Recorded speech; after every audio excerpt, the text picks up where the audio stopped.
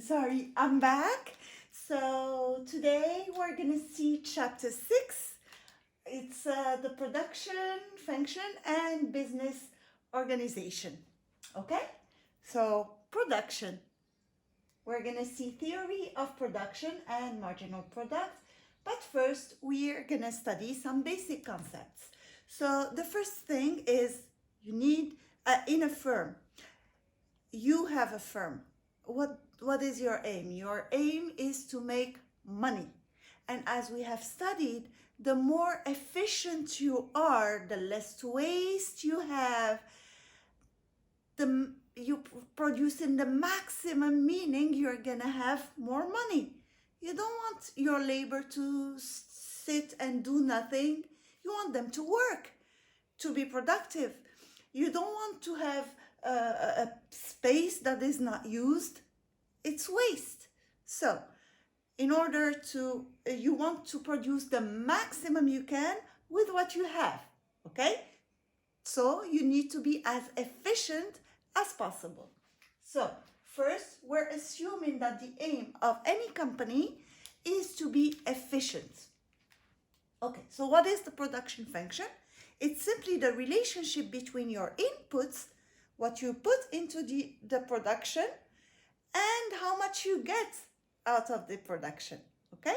So the inputs related to the output, that would be your production function. So it is the maximum output you can achieve with a certain amount of inputs, okay? So the production function is the relationship between the input and the output. It is the maximum that can be produced with a given quantity of input, okay? So what we have here, we're going to see the total output that we can produce given certain amounts, quantities of input, then the marginal product, and at last the average product. Okay, so here we're going to go to the table first, then come back to the graph, even though in the book they start with the graph, then the table, okay? So here, if I have one input, they are talking about labor input here. If I have one person working, if I have 0 people working, I have 0 output, okay? In this case, if I have one person produces 2,000 units, okay? When I have 2 people working, they produce 3,000 units. When I have 3 people working, they produce 3,000, all of them, the 3 of them, produce 3,500 units of input, of output. When I have 4 units of labor, 4 people working for me, I have 3,800, and 5 people, I have 3,900. So at each given quantity of input, I have a certain quantity of output, the total that I'm producing, okay? So that's your production function. As you see, it is increasing. I'm using steps because it's easier, and that's what they used in the book. So the more you add of labor, the more you're gonna produce, okay? Now let's look at the marginal products, okay? You know what marginal, it's additional. For each additional unit of input of labor, how much more do you add to your production? So here, can't do that. When I add one more labor, how much do I add? I add 2,000 units of output. When I add another unit of labor, the second unit, okay, when I add the second person, I'm only adding 1,000. When I add a third person, I'm only adding 500. This is weird. When I add a fourth person, I'm only adding 300. And when I add a fifth person, I'm only adding 100. Okay. You know what I did? I went 2,000 minus 0, 3,000 minus 2,000, 3,500 minus 3,000, and then 3,800 minus 3,500, 3,900 minus 3,800. Just like we did for the marginal utility, same concept, but here it's marginal product. Okay, you notice that it's decreasing. So if I plot it, it's gonna be decreasing. The more input you have, the less marginal product you have. The total product increases, but what each one brings is decreasing.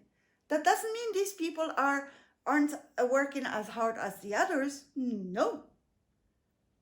Imagine I'm the first labor. Have producing 2,000. You add another girl that's working exactly as hard, but she's only producing 1,000. Why?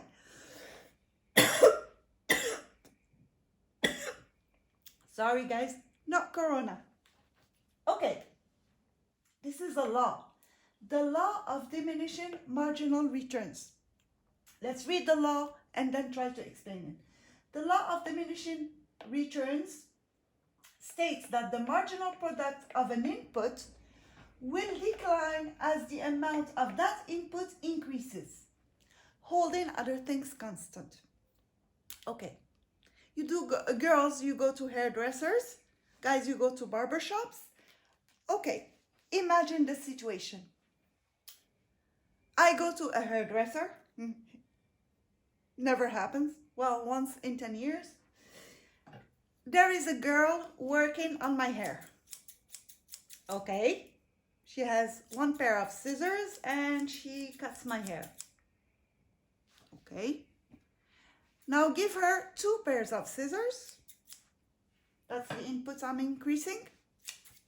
Maybe she's ambidextrous. She can cut faster, but is she gonna double the cuts? No, because when this hand is working, this hand is not working. Well, even though she goes faster, she can't double the output because it's still one person. Okay, let's actually take the scissors not as input and take labor as input.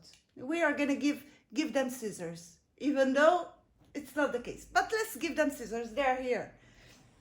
So, this girl is working with the scissors. This other girl is working with the scissors on one head, which means they're not producing twice as much because it's still only one head. You bring a third person, 3 scissors working on my head. The third person is gonna produce, but not as much as the 2 first ones. You bring a 4th person working on my head. It's not, that person is gonna produce maybe a little cut over here, but that's it. Not quadrupling the production. Let's imagine I have a 5th person, okay? I know you're impressed because I have so many scissors. Yeah, I'm Edward Scissorhands, okay? Yeah, I do a lot of work with scissors and I still have some more. Anyway, you got the point. Now, if you, I'm sorry for the noise. Now, imagine, just to compare, you add more people working on my head, it's not gonna increase as much, okay? Now, imagine you give them another chair where they can have another person with another pair of scissors. Yeah, now you're doubling the inputs, you're doubling the output. That's the problem with the law of diminishing returns. The thing is that you're adding the labor, that's one input, while keeping all the others constant. So it cannot double the output when you double the input, okay? Because you're only changing one input. So when you change one input, while the others are constant, you're gonna increase the output by a certain proportion, but not by as much as the increase in the input. And here you see it, okay? So the first person always produces more than the second. The second produces more than the third, for the simple reason they don't have other inputs to work with, okay? Now, what is the average product. So in the marginal products, you identify what each unit of input brings you. Okay? First labor, second labor, third labor, each one is identified.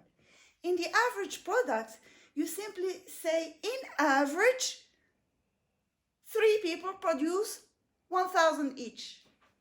No, 2 people produce 1,500 each. In average, each one produces 1,500. We're not identifying the first or the second. We're just looking at the average. So how do I do it?